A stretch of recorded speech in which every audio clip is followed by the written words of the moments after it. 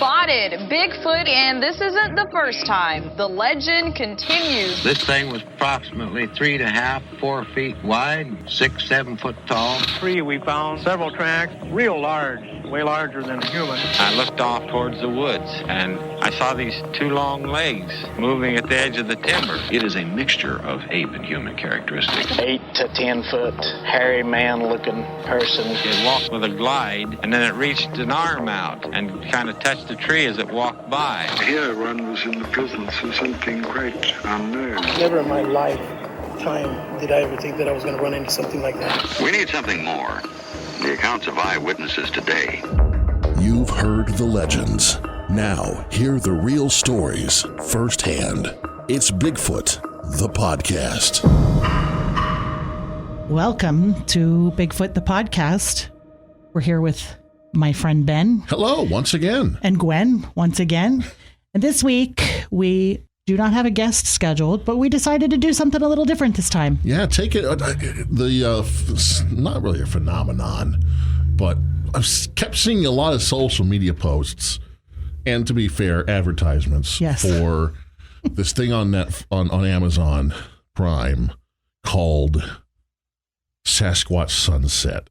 Yes. And I said to Gwen, I said to you, we should do a review while this is hot. Still a little bit hot. Right. Yeah. And I'm glad I watched it. I'll say that. And I took copious notes. You can see the notepad here. But I think I made the mistake of watching it with my parents. Oh. They've seen worse. Come on. Yeah. Honestly, that was in like the first 5 minutes of the movie, and I was like, "Whoa, what kind of movie is this?" They watch sketchy romance stuff all the time. So I think my mom was just like, "Oh, I'm scandalized." Listen, like, come on. We don't want to know what animals do in the woods. We know what animals do in the woods. We just don't want to see it. Don't want but we'll get to that. Yeah. So, Sasquatch Sunset, produced last year, and it just came out on Amazon Prime. It's still out there, of course. Yes. It came out a couple months ago. And not even 90 minutes long. That's the thing. No, 86 minutes of my life. I get the feeling you weren't a fan of this. That will never get back again. Listen, I love a good Sasquatch movie. I watched 15 minutes in. I was like, what the hell am I watching? I will admit, it kind of drags. Yeah. It was a little bit slapsticky. Yeah. No, it was a lot slapsticky. It was a lot slapsticky. Let's be honest here. Yeah, let's be totally brutal. So we open at sunrise. Yes. In the misty Pacific Northwest, we're assuming, in the forest. And we see a family of 4 Sasquatch walking distantly through a field, kind of like the old shaky camera footage, you know. It was kind of like the Beatles crossing the street. Beatles walking the street. And suddenly we see this black title card comes up and says spring. I'm like, oh boy, we're in for this. This is an art film, isn't it? I'm like, oh yeah, this is an art film. Yeah, this was unique, to say the least. So we got a grandfather, I'm assuming. He was something. So he was an older Sasquatch. Yes. I mean, we're assuming this is a family unit. Right. Grandfather, a mated pair, and a child. Yes. So, and it's obvious they're a couple because as soon as the spring card starts, you just hear. And there it is. There it is. 5 minutes into the movie, Bigfoot's getting it on. And I was like... And Grandpa and the kid are standing off watching the whole thing. And I was blank like... stares on their face. I was like, what the hell is happening right now? Like, I couldn't believe it. I could not believe how... It's right out. Just there boom. It is. Right. Boom. There it is. Okay. Like, listen, we all know how it happens. We don't need to see it. It kept going on. That was the thing. My God. And they cut away with like pictures of the elk and like pictures of the skunk over in the corner. Everybody's seeing this. They're all hearing it. Everybody in the woods knows what's going on at this point. Oh, man. It was something.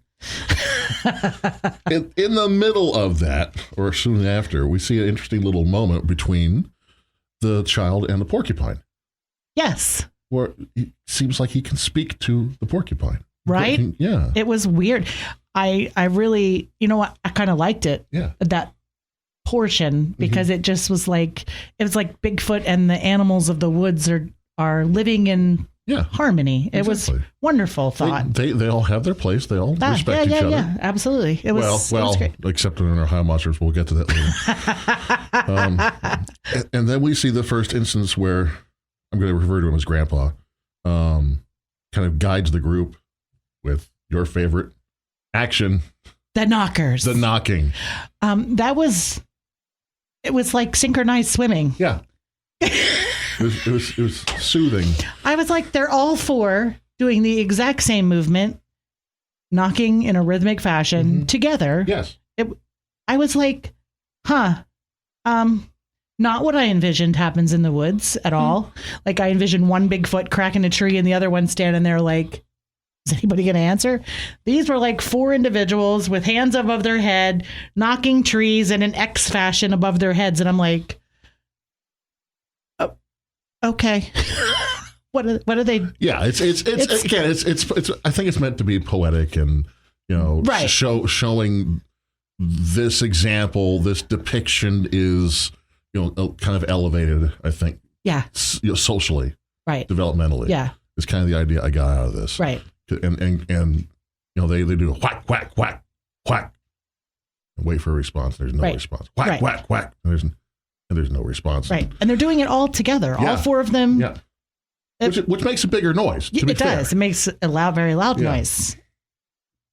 And I got that they were like waiting for a response. There's no response, unfortunately. So they think they're the only four out there. Well, they might be. We don't know. We never, not to spoil it. Do we ever see evidence of any other family units or anything? No. Not in this movie. Not in this movie. Nope. No. And of course, we cut to them building their little hut. Yes, which was interesting. What did you think of that? Building the nest. I thought it was quite interesting, actually. And I think the part I found most interesting was that they tore it down. Yes, when they were done. No trace, they just dismantle it. Because again, you don't want to have predators on your trail. Right. They slept in it, they lived in it, and then they tore it down. Yeah, scattered the pieces. And I was like, okay. Interesting concept. Interesting. Very good. Interesting concept. I would assume that they'd stay in one. Like you build a house, you stay in the house. But these are nomadic. They're moving. They're trying to find. True story. And we'll talk about later why they're probably moving. Right. Yes. And then Grandpa is awake at night, and we see him trying to count the stars. Yes. I thought that was interesting. Frustrated that he can't go like above more than three or four. Right. But he wants to. That was kind of a poetic moment. Like he knows they're there. Yeah. He knows they're. And he's trying to count the stars. Right. So they wake up, they tear down. We see him foraging for a whole bunch of stuff. Which gets interesting. What later on gets interesting. But there's, I guess, the father seems to be the one taking the lead in trying things to see if they're safe. Oh, which gets him into trouble later. It gets him into big trouble. He tries some mushrooms and says, "Okay, it's not. I'm not choking yet, so everyone try this." Right. Chewing on ferns, and this is the thing I did not understand.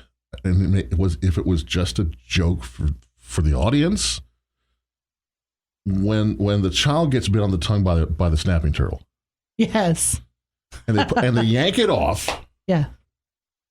And one of them holds it up to his head as if he's talking on his cell phone. Yes. I thought that was weird. I'm like, what? And then he passes it off to Grandpa, who also says something in the turtle phone. Right. And then gets pissed off and chucks it into the forest. I was like, that poor turtle has no idea what's happening right now. His legs are wiggling around there, and it's like, oh my God. He is airborne. Well, the turtle is no more, probably. Yeah. Oh my God, that was so funny. That part was funny. So. And again, we see Grandpa trying to count the bird's eggs, can't get above 3. Right. So it's like he has a number system, but it's limited. But he knows there's more. But I wonder, like when I first saw that, I wondered how he knew to count them.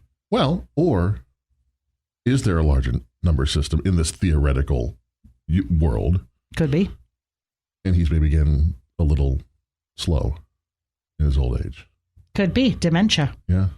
Maybe. That's very possible. I didn't even think about that. If you look at his behavior later, True. You know, it's not very logical in some cases.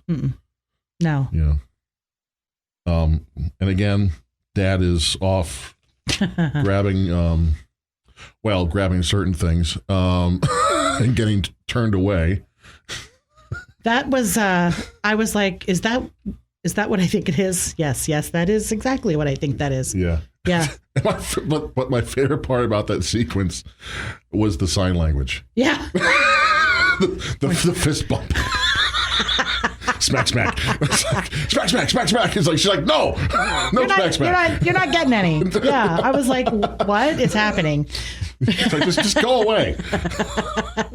And then when he found the stick with the hole in it, I was like, if they show that, I swear to God, I'm shutting this off. We're not going there. Thankfully they didn't. But then they're off. They're walking through a field and they're still foraging. And then he's off in the corner smelling a skunk to get high. Yes. And then he ate those. And then they're all foraging. They find what are they called? Stone cherries. Yes. Which are native to North America. So that's a real thing. And then he goes off, there's some raspberries, but the raspberries are old and they're a little fermented. And he gets a little drunk. Yeah. And he gets so drunk off of the fermented raspberries that he passes out, wakes up with a hangover, still drunk. Yes. Tries to smack again. She said, no. Oh, heck no. No. And they drive, and then he looks at the hole, which happens to be like the linchpin holding up that evening's shelter. Yeah. Which is the other thing. So he just, in his drunken stupor, grabs it, walks away, and the shelter collapses. Yeah. Now they're pissed. Yes. And he holds it up. It's like, what? But the hole. I was like, this is iconic right here. Okay, we're into some really goofy territory. Right. Like, at that point, I'm like, yeah, we're in the goofy territory. But they drive away, and of course, he's off in the woods. He's just furious, trips over his own feet, gets up, and sees a toadstool. I think it's a fly agaric, if I remember right. I'm not sure. The red with the white buttons. Yeah. Yeah, that's not the one you want to be eating. No. That's the one that'll kill you if you're not too careful. But you'll be real happy as you die. Yeah. As he found out. Nice. Because then he decided to go. He decides to go smack with a mountain lion. He was going, here, kitty. Here, kitty. And kitty was like, not today, Satan. And tore his butt up. Well, we don't know that at the point. But here's the one point I was also very confused about. The child then goes to the edge of the forest, says, hasn't seen Dad for a while. Right. And starts doing this talking thing with the hand. That was really weird. The hand told him basically where to find his dad. Yeah, where to go. That comes up later. It does. He does it more than once in the movie. It's almost like a multiple personality. Multi-personality or some kind of perception thing. Like this is like having an invisible friend. Yeah. So he's holding up his ear and his hand's talking to him. It was really weird. So he goes off into the woods and he finds his dad. And Dad is being actively eaten by the mountain lion. Yeah. Distress call goes out. They drive the mountain lion away. Just kind of slinks away because mountain lion don't care. Yeah. Yeah. And then they have the funeral. They do. They buried his body. They stepped on all the dirt to make it down to make it safe. Yes. So that no predators could get in. Yep. And then they laid these symbols down. They wove little symbols out of grass. I have seen that before. Yeah.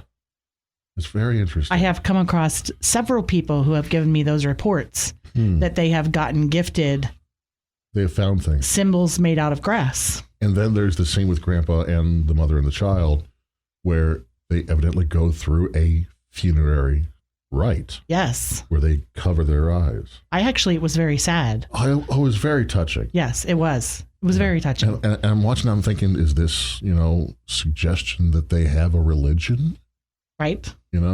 Or that they bury a spiritual belief of some kind? Right. And that they bury their dead? Is that why we're talking in the context of the movie here. Right. Just to be clear, we're not saying that is what's happening. This is what happened. But this is how the movie portrayed it. Yes. Which was, again, very touching. Yeah, it was. It was. Yeah. So they buried Dad, and now they're down to 3. Yes. And it's the new season. Yes. So fall comes. That was through summer. Autumn comes. Now let's note that the mom is pregnant. Right. Oh, I forgot. Of course. Yeah. Well, smack. Smack. She becomes pregnant. Leads to being pregnant. Yes. And that's why she kept driving him off, of course, because she knew. So summer comes. Next season, there's just the 3 of them. They're still knocking, and there's still no response. Right. They're still traveling, which is kind of sad. Yeah, again, because they're clearly so looking for someone. They're hoping to hear something back.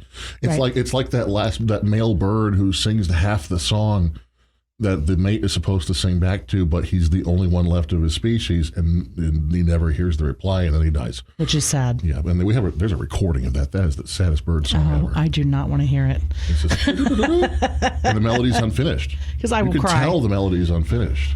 It's an old recording, so it's all grainy and stuff. But because it was like back in the 70s. That'd be so sad. Oh my gosh! And then they catch fish. Mom kills a fish. Yes. They eat the roe, which is very nutritious. Then they gut the fish and they eat the fish. Which was a little gruesome. But hey, when you have a fish, what are you gonna do? You're not cooking it. You're just eating it sushi style. I mean, I like sushi, but this was yeah. So now we know they're vegetarian and they're pescatarian. Right. And they eat bugs off of each other and off the ground. Oh, yeah, because they were picking each other. They were cleaning each other. Cleaning each other, yeah. And then we see the first sign of human activity. Yes. The logging. The red X on the tree, and they are confused. They're confused. And they are a little afraid. Yeah. Because they know signs, but this is not a sign they know. Right. And they were trees. Very, What is this doing on a tree? Mm-hmm.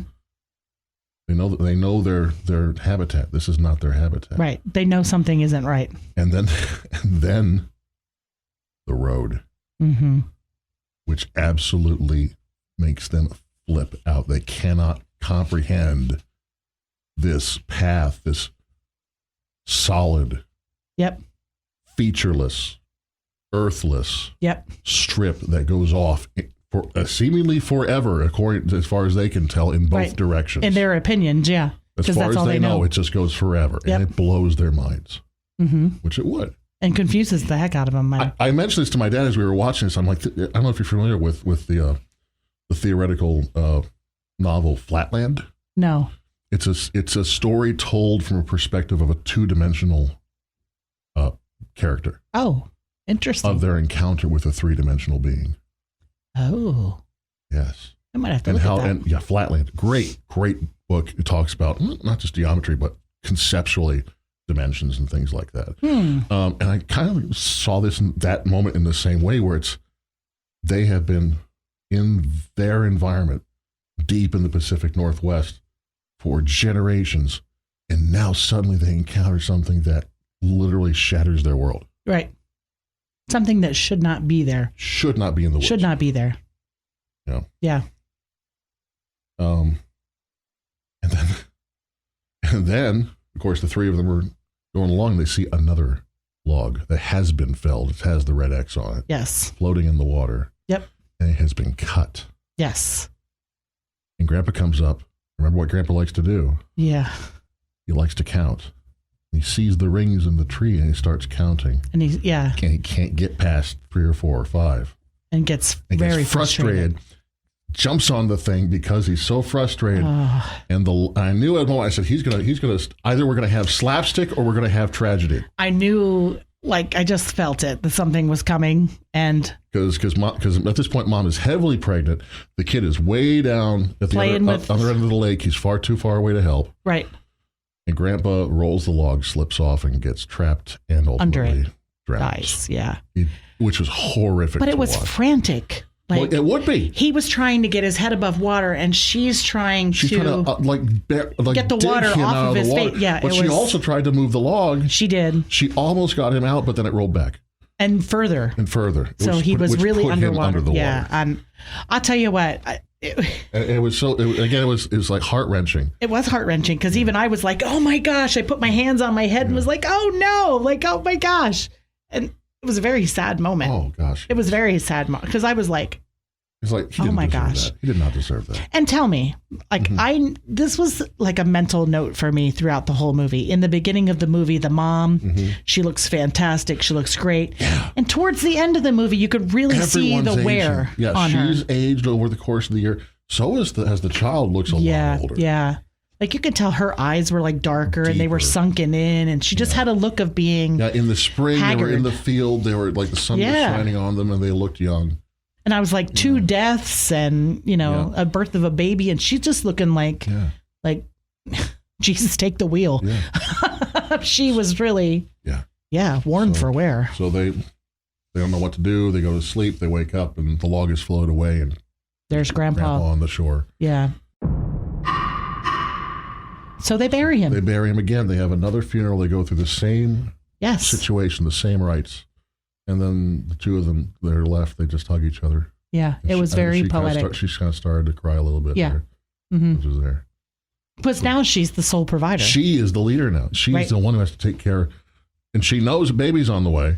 She's been through that before. She's got this juvenile and now she's got this kid who can't really help her too much. Right. And I'm thinking, how many people are in that situation? Oh, it was... How many people would be identifying with that exact situation right there? Yep.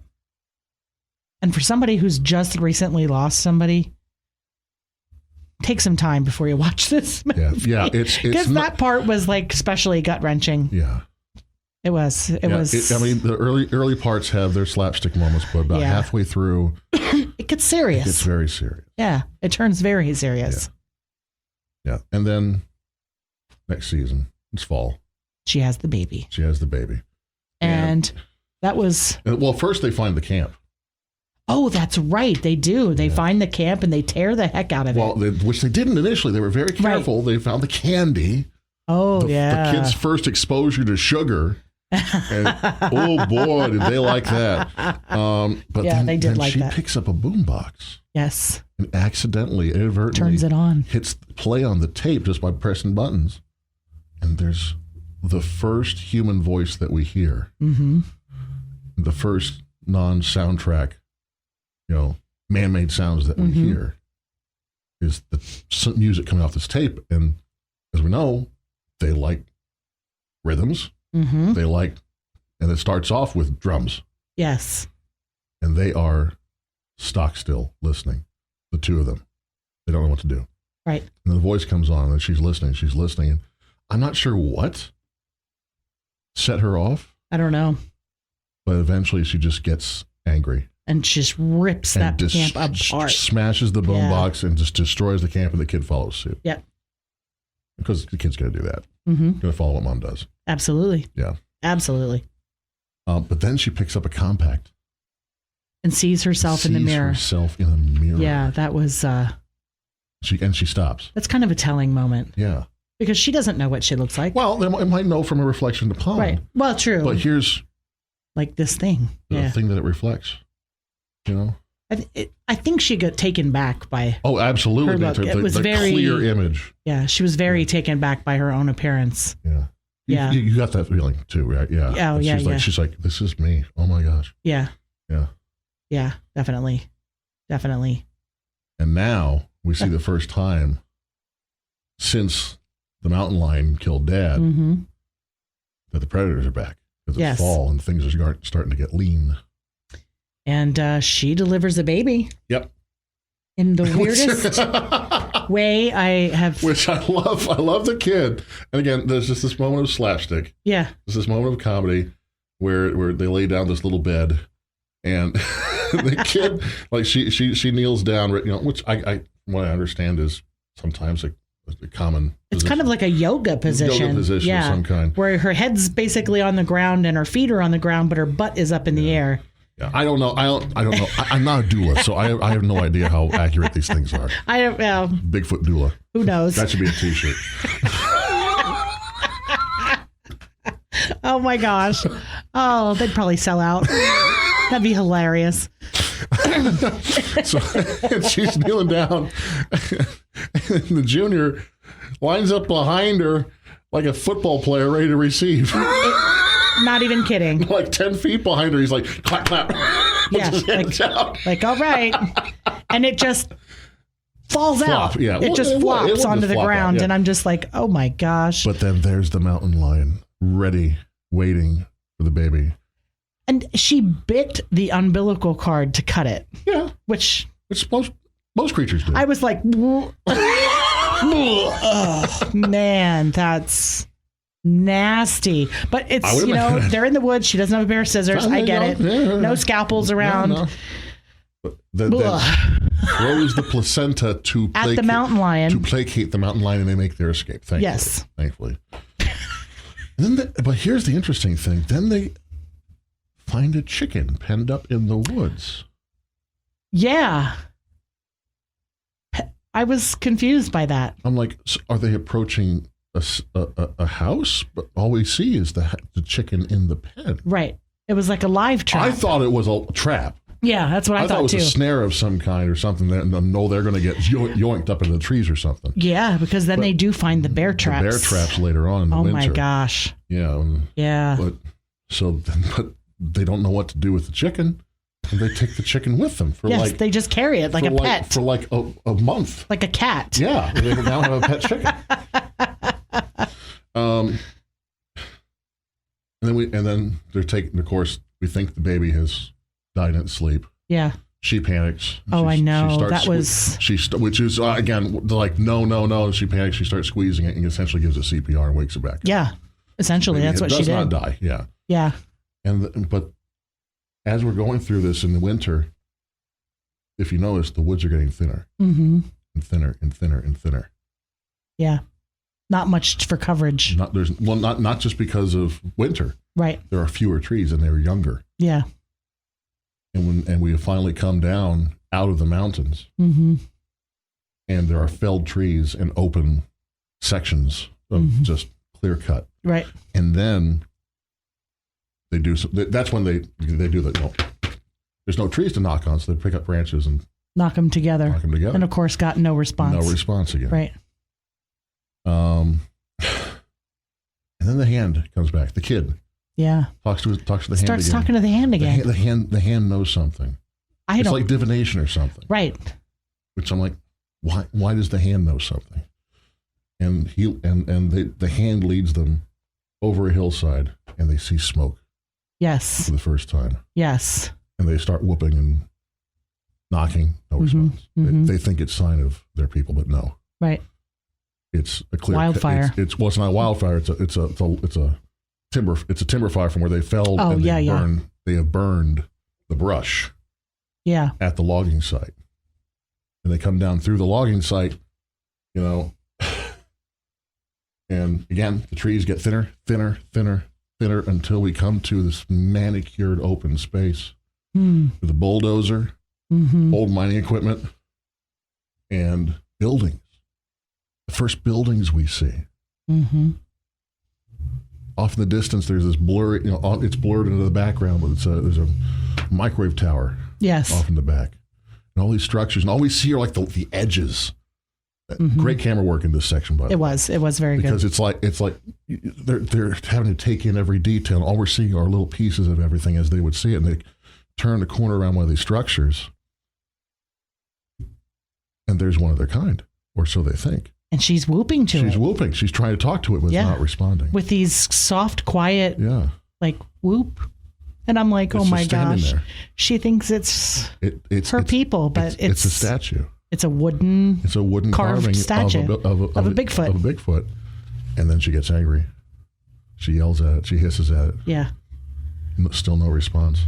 And the kid picks up a couple stones and knocks. Nothing happens. No response. and they just stand there. They don't know what to do. Right. And we pull back into the final shot.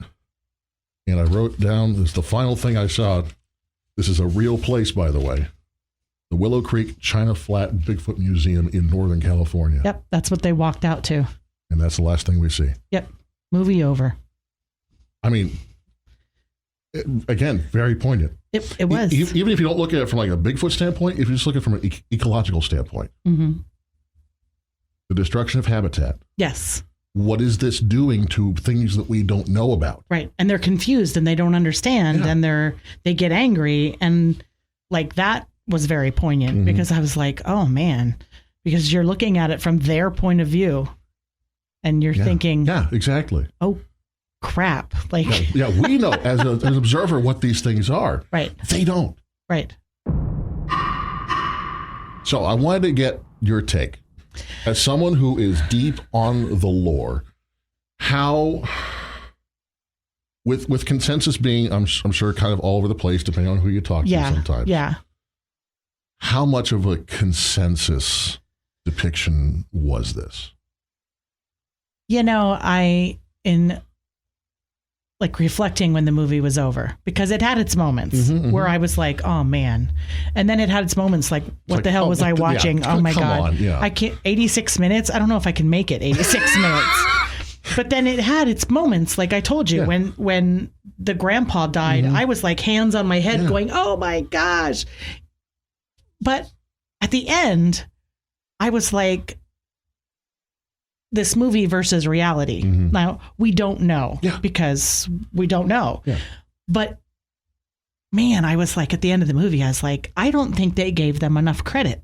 Like, I think Bigfoot is smarter than they gave them credit for. I got that feeling too. It's like they kind of just had them. They like dumbed them down. Not as dumb apes, because obviously, you know, they had their comfort space, which they flourished in. And they had their way of doing things, but I was like, oh man, it was very, I don't want to say primitive is the right word, but I just thought, man, in my opinion, I think Bigfoot are smarter than this. You might expect them to be able to adapt. Right. Theoretically, Yeah. I mean, they've stayed hidden for how many years? Yeah. We don't know. They could have been here when the dinosaurs are here. We don't even know how long these creatures have been here. We don't know what their capabilities are. I mean,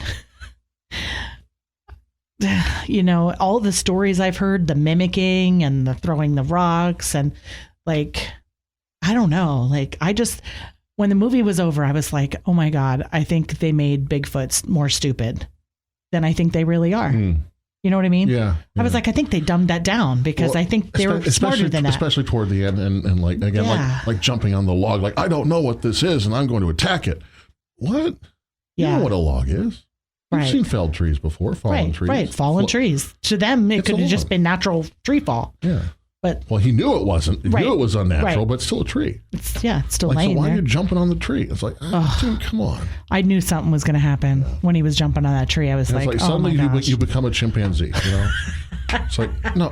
So and that was the thing. The tone swung way back and forth. Oh, from one side to the other. From like, these are noble people with a culture and funerary rites and all these things. And here's a chimpanzee jumping on a log. Yeah, it was, it had its moments, trust me. Yeah, it was, would you recommend somebody to watch it? That's hard. I mean, I'm torn about it because there are parts of it that are emotional. Also, is beautifully shot. It is. If you want to just see what the Pacific Northwest looks like in its natural state. Beautiful. Absolutely. Yeah. And they don't exactly come out and tell you where it is in the beginning of the movie. Until the end. When she walks out at the museum, then you're like, it's Northern California. Okay. They've probably been in Oregon this whole time. Right. Yeah. Right. It was... Yeah. But the impact of people on wildlife, I think, was probably the greatest tell of the whole thing. Yeah, was the impact of us on wildlife, because we suck as people. That was the other thing you noticed, that when they started out and they were still in the deep virgin forest woods, they were surrounded by other animals. Yes, and towards the end, they were really alone. They were very alone. Very alone. Like there were no other animals. Yeah, it was. Yeah, it was. I'm not going to watch it again. No, I have no desire to watch it a second time. If you want to, if you really want to, I've told you the whole story. Right. So if you watch it now, it's on you. Yeah. So that's, I don't know. Wait. How do we want to rate this? It wasn't horrible. Yeah. But it had moments. If you had to give it like on a scale of 5 being best, 1 being absolutely like bonkers BS. 2. You know what? I was saying 2 or 3. Yeah.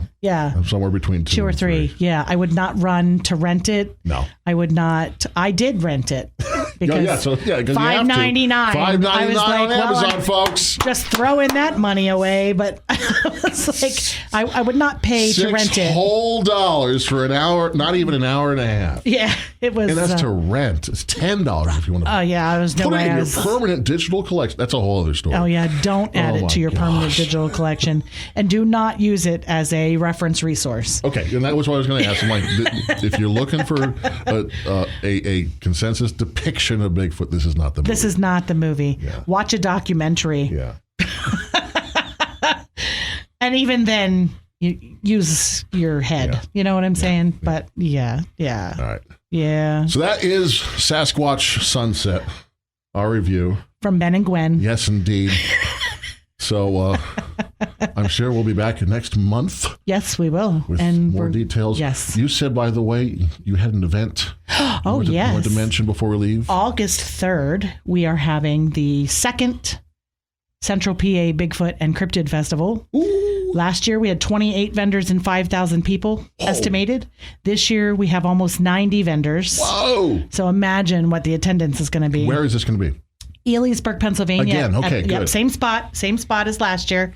And this year we have the Bigfoot water fight.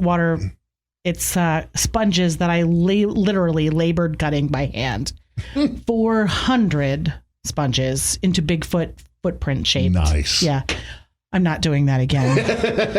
You're just getting square sponges the next time. However, the fire department at Overlook, they are letting us use their foam machine. Oh. And we're going to have a Bigfoot foam fight. By the way, last time I mentioned the Bigfoot rave, I don't know if you were aware, there was a Bigfoot rave in Harrisburg this last month. What? At the Art Center. Oh my gosh, I missed it. Featuring none other than our favorite guy, Sasquatch. On stage. I wish I would have known. I saw the ad the day it happened. I'm like, no! Totally would have gone. We spoke it into existence. Oh my gosh. We're going to need to do that up here. Yeah. A Bigfoot rave? We're going to have to book Sasquatch. Oh my gosh, that would be so much fun. I'm going to work on this, peeps. I'm totally getting this in the works. Not before August, though. Yeah, I was going to say. Because I got enough stuff. Put that in your book for August. Yes. There we go. But it's going to be a lot of fun. So we hope to see everybody there.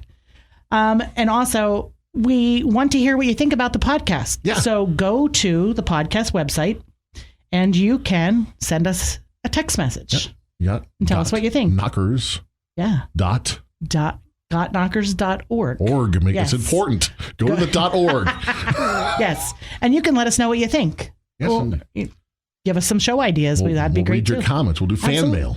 Oh, that would be fun. There you go. Yeah, absolutely. But until next time, you have to listen to the other 4 on repeat. Just play them over and over again. Yeah, just play them over and over again. Have a good night. Enjoy your hot weekend, and we'll see you next month. Have a good summer. Bigfoot, the podcast. Listen wherever podcasts are available and at gotknockers.org.